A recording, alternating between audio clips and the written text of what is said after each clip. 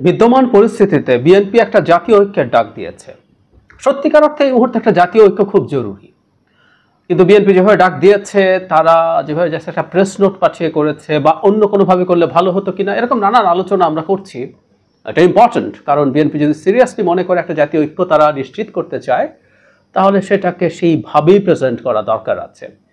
সেই আলোচনা এখন আমি ঢুকছি না, আমি ঢুকতে চাই রাদার অন্য একটা জায়গায়। কারণ এই স্টেটমেন্টটা দেখে আমার প্রাথমিকভাবেই মনে হয়েছে এটা নিয়ে প্রধান যে প্রশ্ন উঠবে, ইনফ্যাক্ট সেই প্রশ্নটা উঠে গেছে, সেটা হচ্ছে এখানে জামাতকেও সাথে নিয়ে ঐক্যের ডাকের কথা আছে। প্রশ্ন হলো, বিএনপি কি এটা করে মহাপাপ করে ফেললো? বিদ্যমান পরিস্থিতিতে জামাতের অবস্থান বা অন্যান্য ধর্মীয় যে দল আছে তাদের অবস্থান কি হবে সেটা নিয়ে একটু কথা বলতে চাই। আগে স্টেটমেন্টটা আমি একটু পড়তে চাই। প্রেস বিজ্ঞপ্তি: ন্যূনতম এক দফা অবৈধ ফ্যাসিস্ট খুনি হাসিনা সরকারের পতনের দাবিতে সকল গণতান্ত্রিক রাজনৈতিক দল, সামাজিক ও সাংস্কৃতিক সংগঠন ও শক্তিকে ঐক্যবদ্ধ হওয়ার জন্য জাতীয় ঐক্যের আহ্বান বিএনপির।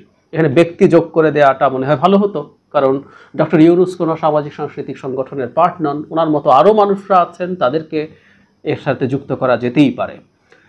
জাতির এই ক্রান্তিলগ্নে জাতীয় বৃহত্তর স্বার্থে লুণ্ঠিত গণতন্ত্র ও ভোটাধিকার পুনরুদ্ধার, অধিকারবিহীন জনগণের ও জাতির মুক্তির লক্ষ্যে আমরা উপরোক্ত ন্যূনতম এক দফার ভিত্তিতে এবং দাবিতে দেশের সকল গণতান্ত্রিক রাজনৈতিক দল, সামাজিক ও সাংস্কৃতিক সংগঠন, ব্যক্তি ও শক্তিকে ঐক্যবদ্ধ হয়ে একটি জাতীয় ঐক্য গঠনের আহ্বান জানাচ্ছি।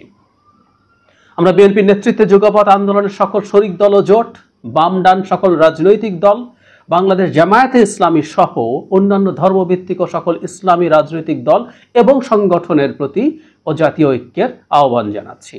সময় ও যোগাযোগের প্রতিবন্ধকতার কারণে বিবৃতির মাধ্যমে সম্মতি প্রদান করা যেতে পারে। শীঘ্রই সম্মতিপ্রাপ্ত সকলের স্বাক্ষরে যৌথ বিবৃতি প্রদান করা হবে। জাতীয় ঐক্যের এই ঐতিহাসিক ঘোষণা ও দলিল দেশ ও জাতির মুক্তি ত্বরান্বিত করবে ইনশাআল্লাহ। জনাব মির্জা ফখরুল ইসলাম আলমগীরের সিগনেচারে এটা পাবলিশড হয়েছে।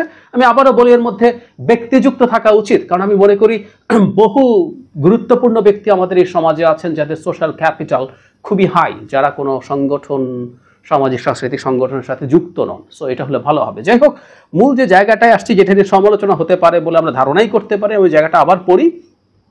বাংলাদেশ জামায়াতে ইসলামী সহ অন্যান্য ধর্মভিত্তিক ও সকল ইসলামী রাজনৈতিক দল এবং সংগঠনের প্রতি জাতীয় ঐক্যের আহ্বান জানাচ্ছি। আমরা চোখ বন্ধ করে বলে দিতে পারি এরপর কি হবে।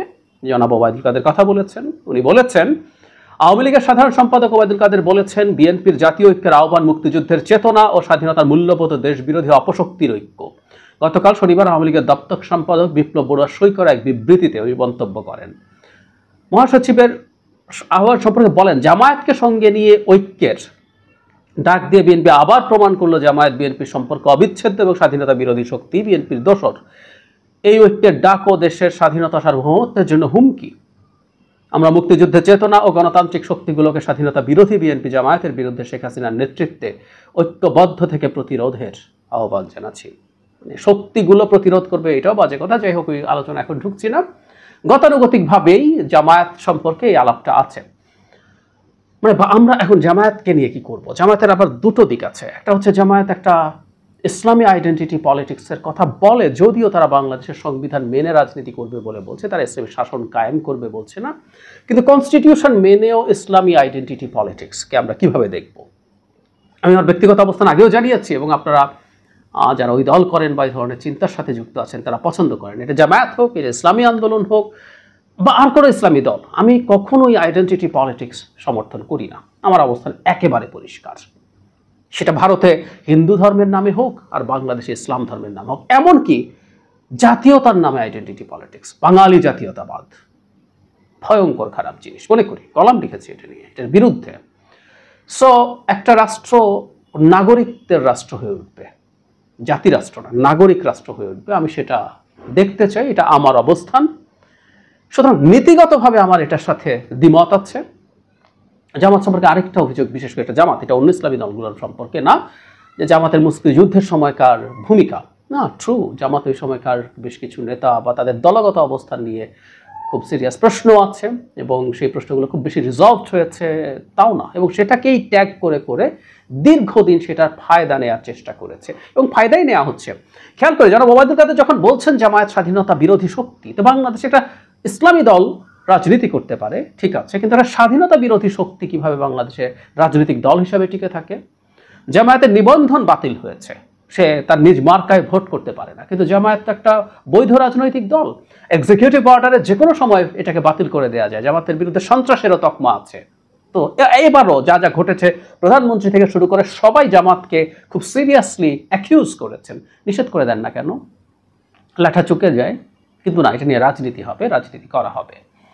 যাই হোক, যে আলাপটা করছিলাম, বাংলাদেশে এই মুহূর্তের যে বাস্তবতা, সেই বাস্তবতায় এই আলাপগুলো হতেই পারে না। এই যে আইডেন্টিটি পলিটিক্সের যে আলাপগুলো, এগুলো একটা স্বাধীন দেশে হয়, একটা গণতান্ত্রিক দেশে হয়। বাংলাদেশ তো দেশই না।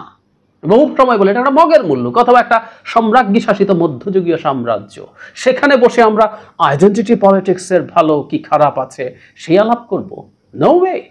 এখন সামষ্টিক কাজ হচ্ছে এই দেশের প্রত্যেকটা মানুষ যারা আওয়ামী লীগের হালুয়া রুটি খায় না, সবাই এক হওয়া এবং ন্যূনতম যে দাবি বিএনপি আহ্বান জানিয়েছে সেটার ভিত্তিতে ঐক্যবদ্ধ হওয়া এবং সেই লক্ষ্যে এগিয়ে যাওয়া।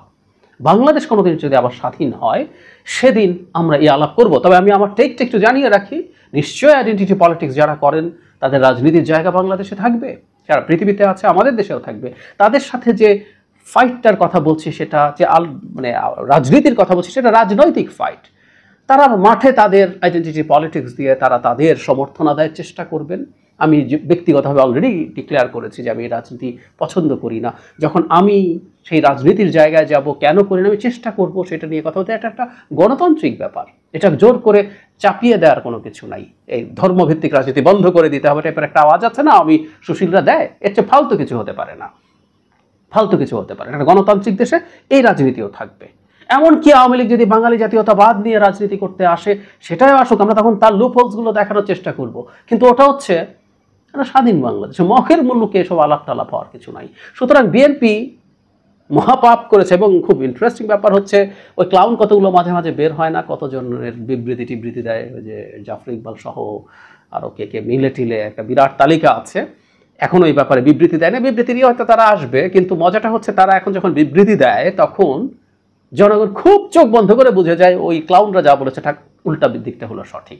সুতরাং বিএনপি খুবই সঠিকভাবে এই দেশের প্রত্যেকটা রাজনৈতিক দল সংগঠন, সাথে ব্যক্তি যোগ করলে ভালো হতো, ডেকেছে।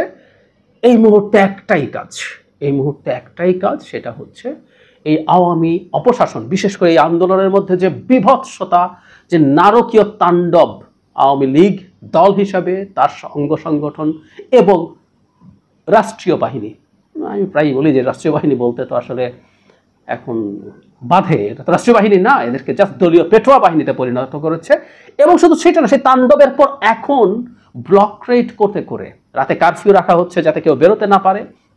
এর মধ্যে আপনি চারদিক আটকে দিয়ে বিভৎস রকমভাবে টর্চার করছেন, ধরে নিয়ে যাচ্ছেন মানে খুবই তরুণ শিক্ষার্থীদেরকে বা যার ন্যূনতম কিছু আছে, এবং প্রচুর গ্রেফতার বাণিজ্য, মানে অত্যাচারের তো শেষ নেই। সুতরাং এই অত্যাচার, এই জালিমের হাত থেকে মুক্তিটাই হলো এই মুহূর্তের একমাত্র কাজ। তো এক দফা, এটাই এক দফা, এবং এই এক দফার ভিত্তিতে প্রত্যেকে একসাথে হওয়া সবচেয়ে জরুরি।